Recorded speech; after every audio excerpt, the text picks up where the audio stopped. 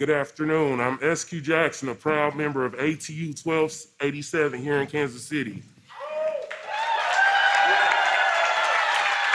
I'm so honored to stand here on behalf of more than 600 members of our local and international President John Costa to introduce President Joe Biden, a man who is delivering on his promise to get things done in Washington.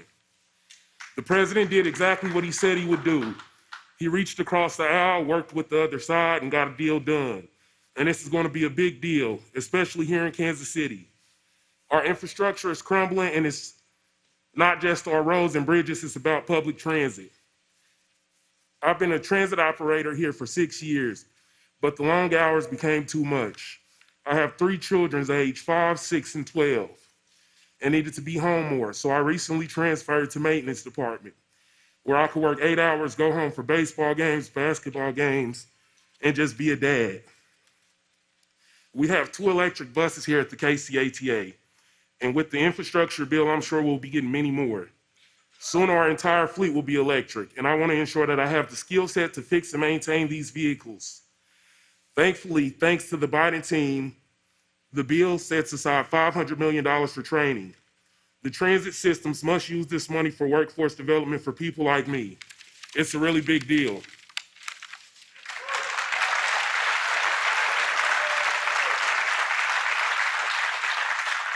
But that's what you'd expect from the most pro-labor, pro-transit president in American history.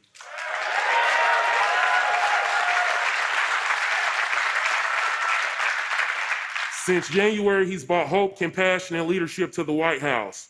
He brought America back just in time. Ladies and gentlemen, please welcome the President of the United States and former school bus driver, Joe Biden.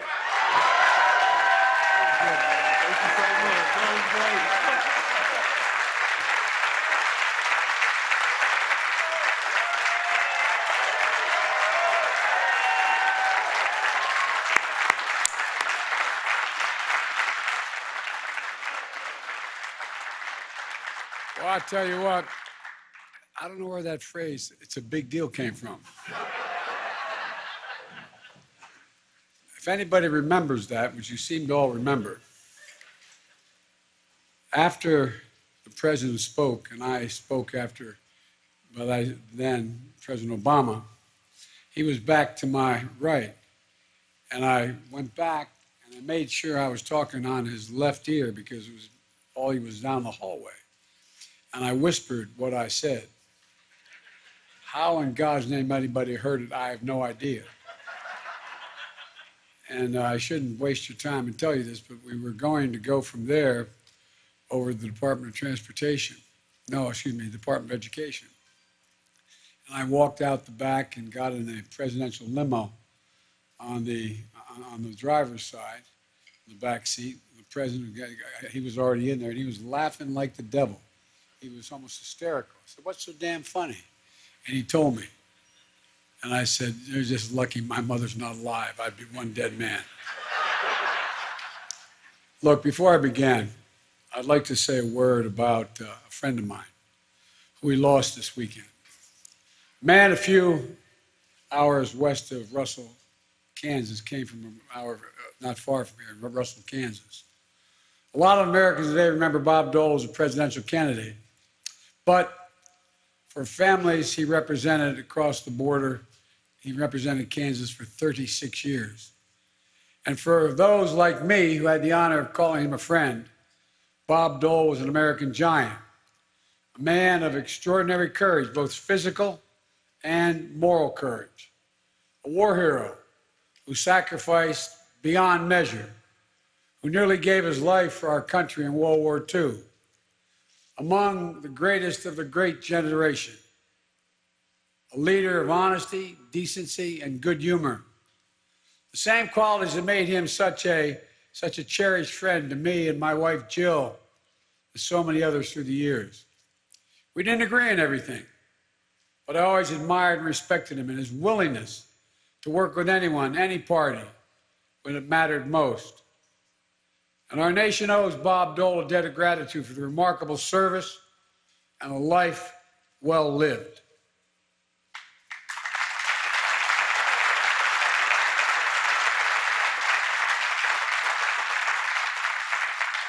Being here this week reminds me of another great American giant, or rather an American monarch, Buck O'Neill, the Kansas City Monarchs. A great ball player, the first black coach in the majors, one of the game's greatest ambassadors, and finally, a Hall of Famer.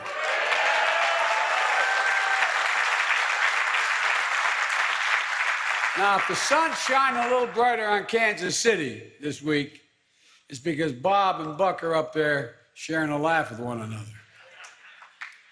I also want to acknowledge Mayor Quinton Lucas. Mayor Q, you've done an amazing job, both in terms of economic justice as well as economic progress. And I want to thank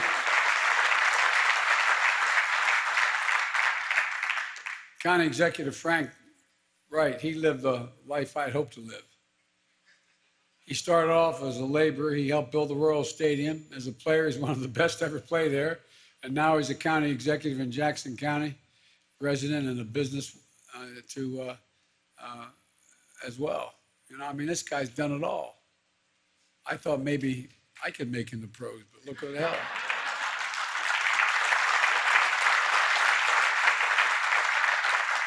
I actually was foolish enough to ask Floyd Little whether he could get his, he was a friend of mine in Syracuse, if he could get his agent to see if I could walk on. You know, every year they allow 50 folks to walk on. Well, guess what? He said, he came back to me laughing. He said, my agent said they're afraid if they let you walk on, they'd have to just carry you off. Look, the infrastructure law I signed Thanksgiving would not be possible, and this is not hyperbole, without the leaders here today. Congressman Emanuel Cleaver was a great mayor, a significant leader in the House. Before he's both those things, he was a pastor. And he saw a highway cut through the neighborhood many of his congregants call home. So he knows that we need to build our infrastructure the right way, not just build it, but build it the right way. He also is a big reason Kansas City is adding electric buses to this fleet. Zero fare, zero emissions. Congressman, great idea. Great idea.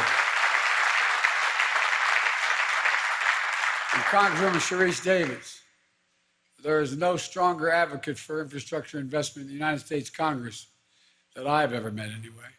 And as Vice Chair of the House Transportation Infrastructure Committee, your leadership was key in getting this passed. So I want to thank you. There you are. Thank you, thank you, thank you. And I also want to thank somebody else, Roy Blunt. He couldn't be here today, but he was an important part of the bipartisan effort to get the infrastructure passed. And that's what we're here about. We're here talking about rebuilding America, investing in America, building a better America. In the coming weeks, I'm going to be traveling all over the country, and so will Vice President Harris, my cabinet, and folks throughout our administration. Our Building a Better America tour is going to give us a chance to meet people where they work, and hear what the communities that they live in, what they need, hear firsthand, and showcase how our bipartisan infrastructure law, which has changed their lives for the better, came about because we worked together. We can learn more about this law and what it means for your community. Go to build.gov. Look, the better part of the 20th century, we led the world by a significant margin in our willingness to invest in ourselves. We invested in our infrastructure. We invested in research and development, in our roads, highways, bridges, ports, airports, the arteries of the nation allow commerce to function smoothly and move swiftly. And we invested in our people. We gave opportunity. We're among the first to provide access to universal education and high school education at the beginning of the 20th century, which put us in the forefront of leading the rest of the world. We invested to win the space race, and we won it. We led the world in research and development, led the creation of the internet. But we know that China and the rest of the world are catching up, and in some respects, actually moving beyond us. We're also going to reinvest in our country and our people to reclaim our leadership to create millions of jobs by building a better America with the best infrastructure in the world, built overwhelmingly with prevailing wage, union.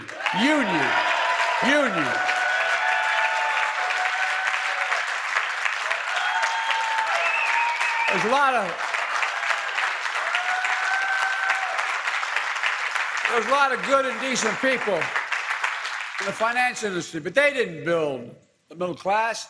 Unions built the middle class. No, not a joke, not a political statement. It's a reality. It's a reality. And look, this infrastructure bill, which without the union's support behind me to get this done, would have never gotten done. It starts with the most significant investment in roads and bridges in America in 70 years, fixing many of those 3,500 bridges, nearly 10,000 miles of roads in Kansas and Missouri in poor condition, like the Central Avenue Bridge, which was closed earlier this year for fear of failure. A similar bridge not far from here going to Kentucky, there was fear of failure, and it collapsed, killing a whole heck of a lot of people. But this created a whole lot of headaches, wasted time for 8,500 people who used to drive it every single day. The decaying roads cost Missouri and Kansas drivers more than $500 per person per year, the drivers, and additional gas and repairs and longer commute times, and more than $500 in hidden tax on Kansas and Missouri families. And speaking of the cost of living, 2 weeks ago, I announced the largest ever release of the U.S. Strategic Petroleum Reserve to increase the supply of oil to help bring down prices. And I met with our friends around the world. Other countries joined us. And those savings are starting to reach drivers now. Today, the average price you're paying here in Kansas City is below $2 a gallon, $3 a gallon. It's down to $2.90 a gallon, 20% down from a month ago. Nationally, prices are down 7 cents a gallon and continuing to fall. We're making progress. We're going to keep at it to ensure the American people are paying their fair share for gas, not being gouged for gas. Look,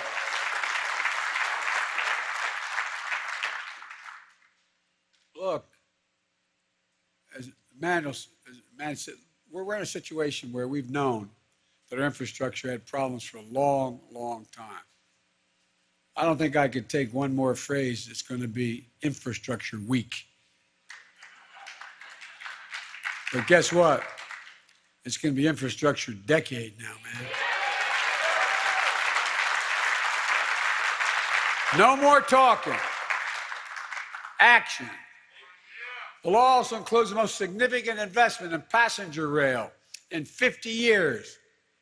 $66 billion for passenger and freight rail. You know, I was talking with members about improving cross-state, interstate passenger rail, something I know a little about. I've been doing it for a long time. You know, the fact is that you're looking at Mr. Amtrak here. I've traveled over, this is God's truth, I've traveled over 1,250,000 miles on Amtrak. Everybody thought that, anyway, because I went home every single night after my wife and daughter were killed because I couldn't afford a home in Delaware and in Washington. So I commuted every day. I remember one day, as vice president, the government keeps fastidious records of how many miles you travel on government planes. And so there's a big headline. Biden travels, I forget it was, 1 million miles on Air Force Two and so on and so forth. And I'm getting on the train to go home, which the Secret Service are great. They're with me here today, all 800 of you. But all kidding aside, they're wonderful. And I was getting on the train because they didn't like me getting on the train, Congressman, because it's more dangerous circumstance. You can stop people from things on tracks, et cetera. But I would go going home to see my mom, who was sick. And one of the conductors I know for years walked up and grabbed, said, "Joey, baby," grabbed my cheek. And not a joke. And I thought that he was going to get shot. True story. And I said, no, it's okay. We've known each other. He said, Joey, big deal. 1,000,000 miles, or wherever it was, 1,000,000 miles on Air Force Two. Come on, Joey. You know how many miles you travel on Amtrak? I said, no, Angie, I don't know how many miles. He said, we calculated it at the retirement dinner. He said, 36 years, 119 days a year, back and forth. Then as vice president, he said, we figure you've done X number of trips. It adds up to 1,200,000 miles on Amtrak. And I said, if my dad were here, he'd call it misspent adulthood. But all kidding aside, you know, back in the early 70s, probably 74, I think it was, there was a guy named Charlie Wheeler, talked about this, your mayor. Seriously.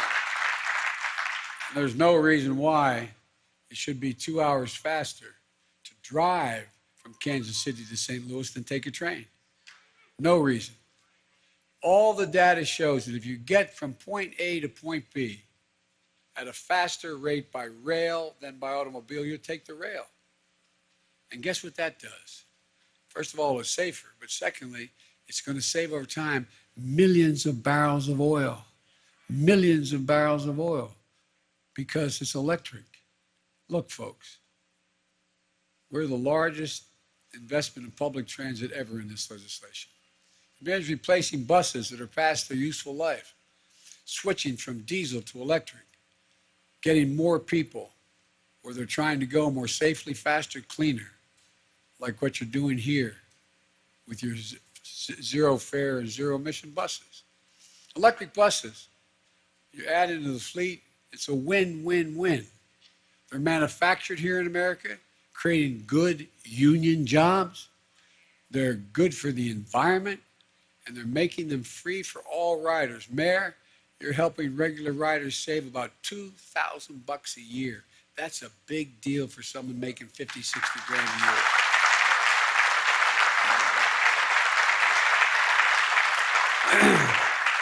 An infrastructure law means more projects like the extension of the Kansas City streetcar, so you can connect Union Station with UMKC and everything in between. It means students can easily get to internships and jobs in downtown core. It means families can get to restaurants, stores, the plaza, to read the riverfront, to catch the Kansas City Current game at the new stadium, the first stadium, by the way, I might specifically point out, specifically built for women's soccer.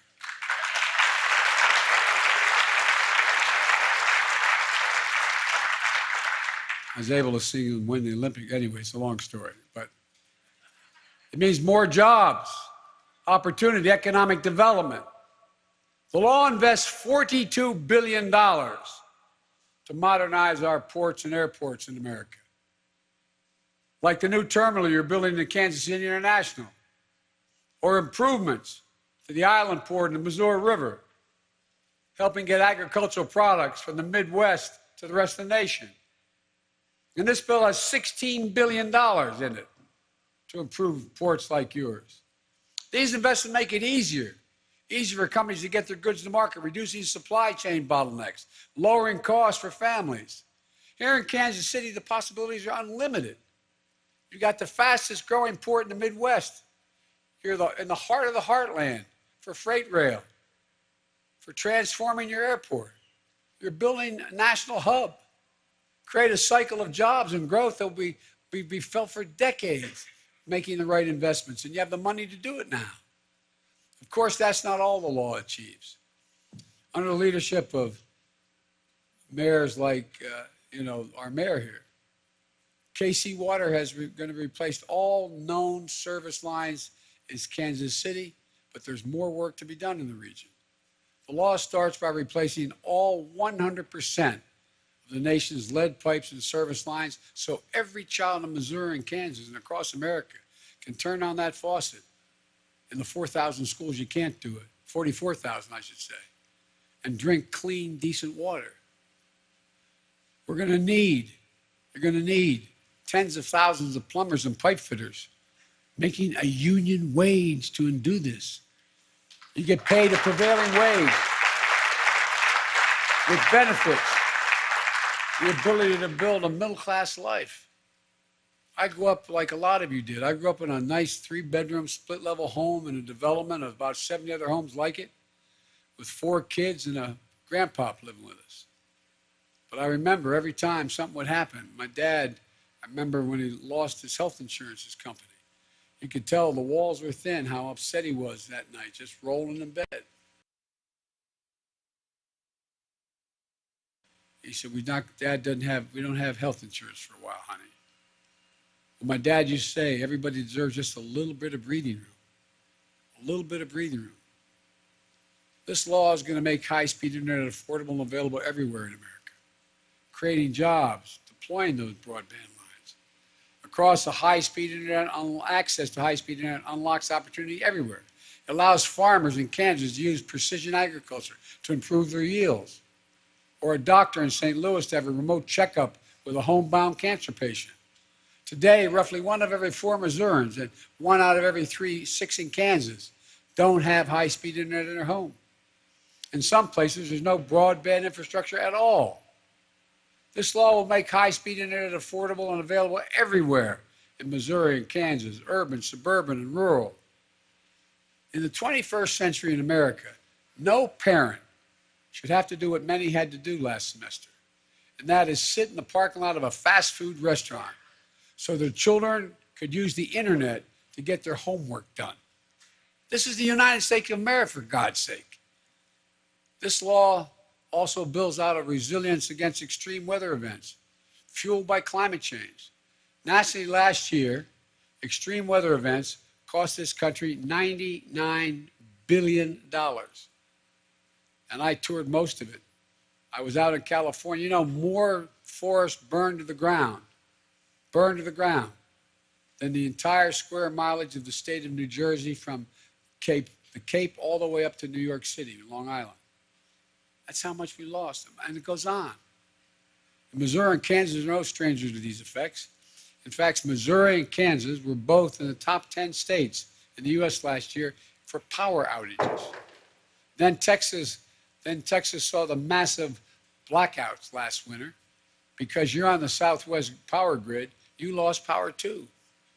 This summer, you saw heavy storms close roads in Waverly, Kansas, cause flooding in St. Joseph to Columbia to Jefferson City. And when you think about the impact of more intense weather, more severe storms, none of us are ever going to forget the devastation in Joplin. In 2014, I went there to help reopen the rebuilt Joplin High School.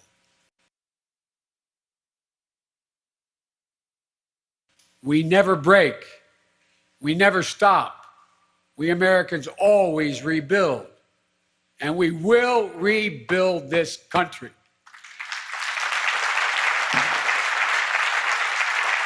And this law builds back our bridges, our water systems, our power lines, electric grids, better, stronger, and more resistant to the negative effects of climate change.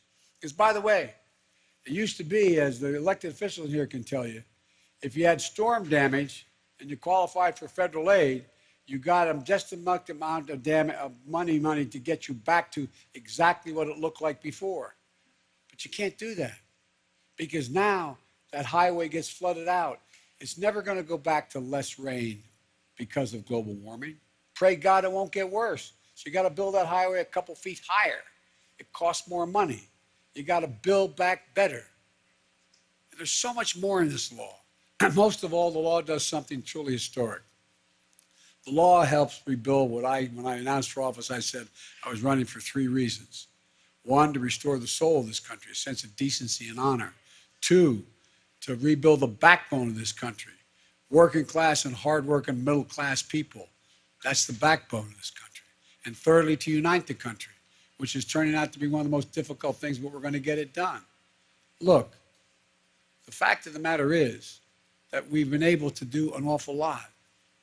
We've built America, and we've left behind so much for so long.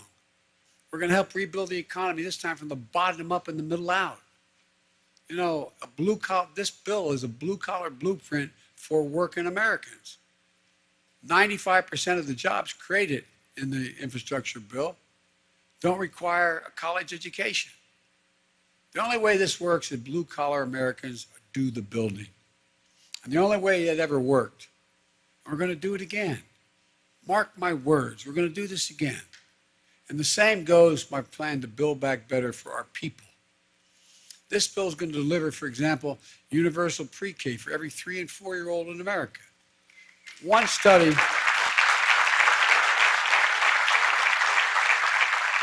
great university have done a lot of studies on this in the last decade.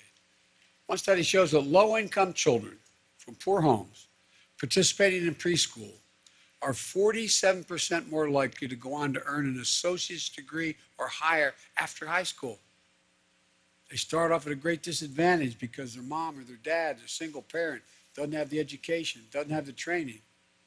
But at 3 years old, the brain is rapidly developing so quickly, it matters. We have to build that foundation for the future, for success. My wife, Jill, is a full-time teacher. And you know, she says any nation that out-educates us is going to outcompete us. It's simply a fact. And guess what? Hold it here. Every nation, of the 38 most advanced nations, we rank 34 in the world. 34 in the world in early education for children. The United States of America. My Build Back Better plan, which is passed in the House of Representatives thanks to my 2 colleagues here today, representatives will also ensure that parents can afford child care. Child care gets workers the raise, and child care workers get a raise they deserve. Folks, look, in Missouri and Kansas, the average annual cost to send a toddler to child care is $6,500 a year. If you live in Chicago, it's more like $22,000 a year per child, okay? It means that the average family with 2 young children is spending roughly 20% of their after-tax income on child care. $20 out of every $100 they have. Our Build Back Better bill is going to make a giant difference in life because your child care cost will be capped at 7% of your income, period. That's 7% of your income.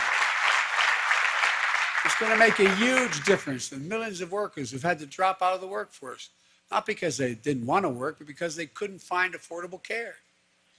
Look at all the women who are totally qualified, who had to drop out of the workforce because they can't afford the child care and still work. Look, folks, you know, it's not the same, but I started about commuting. One of the reasons I started commuting was when I got elected, my family was killed, my wife and daughter were killed. I couldn't afford to leave Delaware because I had a sister, my best friend, my brother, my mother, my father helped me raise my kids.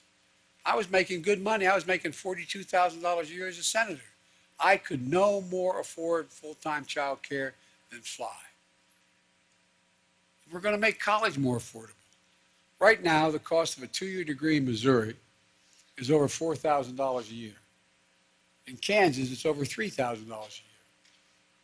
There are about 140,000 students in these 2 states that rely on what we call Pell Grants. They make less than 50 grand a year Pell Grants to help cover the cost. This plan I have also is going to increase Pell Grants by $550 a year. It makes it easier to stay in school. It makes a big difference. We're also going to lower prescription drug prices. This week, I spoke to a young woman who told me the cost of insulin for her diabetes, she has type 1 diabetes, meant having to choose between rent, groceries, and medication. She said, relentlessly, without relief every day. So she couldn't do it. So she began to ration her supply of insulin. She ended up in a coma and almost died.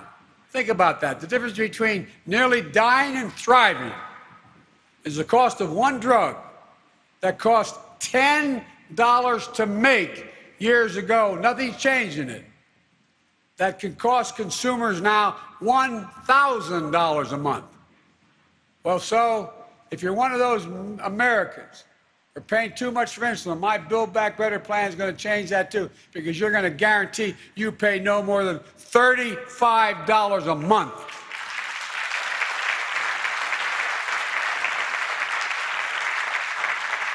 It'd be different if they invested another $1,500 in research. They did nothing to change it. They'll make sure parents of the 200,000 children in America with type 1 diabetes have the ability to say to a child, honey, it's going to be okay. Can you imagine the dignity you'll be deprived as a parent knowing your child has type 1 diabetes and you can't afford their insulin? You can't afford it because you don't have insurance and your state doesn't have Medicare. Look, it's all about what working and middle class people have to pay to get by, to get ahead, to get, as my dad said, that little bit of breathing room. My whole plan is designed to bring down the cost you face. For example, lower costs for child care, making you don't pay more than 7% of your income. Means a family making $50,000 a year will save $3,000 a year on child costs. Lowering the cost of prescription drugs, making sure you pay no more than $35 a month. For instance, not $1,000 a month. Saving $600 per person per year for health care premiums. The list goes on. Elder care, housing, meeting the moment of climate change. That's what this plan does. All in. Study found that my plan would mean the equivalent of $7,400 in tax cuts and savings for the typical family of 4 with 2 kids. And guess what? Let's talk about inflation. It's real. There's inflation.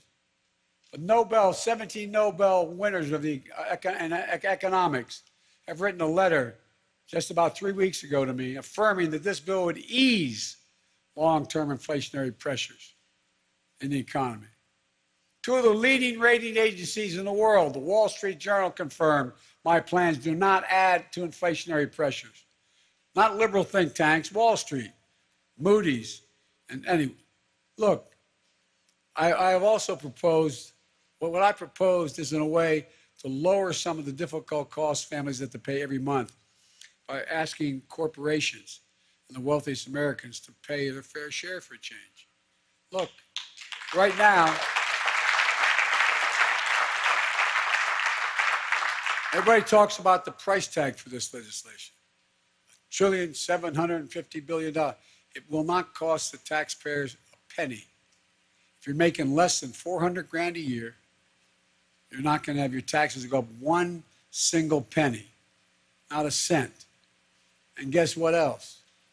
It also means that there is no increase in your taxes, and people are going to just pay a fair share. For example, there are 50 corporations in America the last 3 years of the Fortune 500 that made $40 billion that didn't pay 1 single solitary penny, not 1 single penny in taxes.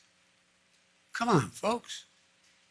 It used to be during the last Bush administration, the top rate for the top 1% paid 37.5%. It got lowered to 36%. It doesn't have any impact. It just means whether or not they're going to have an extra swimming pool to the extra home.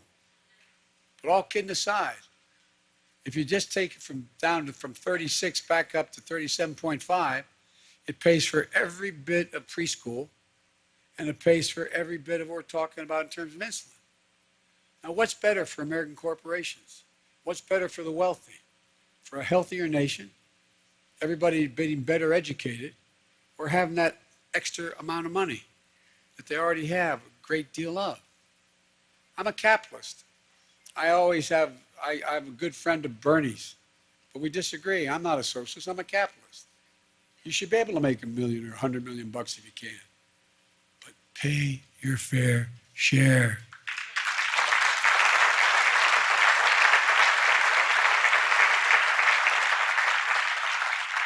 Folks, look, there's so much we can do, so many things that are within our power. If you went to the average American family making 60 to 70 grand, or you went to a family where dad was a teacher and mom was a police officer, they're making 120, they're paying at a higher tax rate than someone making $1 trillion. I mean, $1 billion. For real. How can that be fair?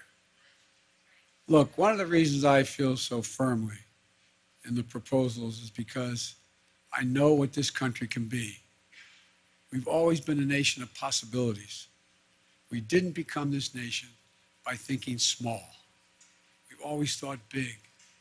Throughout our history, we've emerged from crisis by investing in ourselves, in our people.